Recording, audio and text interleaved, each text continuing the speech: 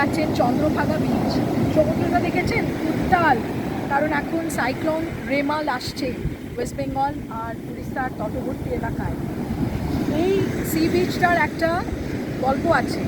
বলে যে শ্রীকৃষ্ণের ছোট ছেলে সাম্বা এবং তার লেপ্রসি ছিল, সে কিওর্ড হয়ে গেছিলো। সেই থেকে একটা কথা আছে যে এখানে যে লেপার্সরা আসলে তারা কিওর্ড হয়ে যায়। তাছাড়াও এই জায়গাটার নাম চন্দ্রভাগা, কারণ চন্দ্রভাগা নদী এখানে মোহনায় মেশে। খানিকটা দূরে গেলে এই বিচের থেকে আরেকটু আগে চন্দ্রভাগা নদী গিয়ে সমুদ্রে মানে বে অফ বেঙ্গলে পড়ে।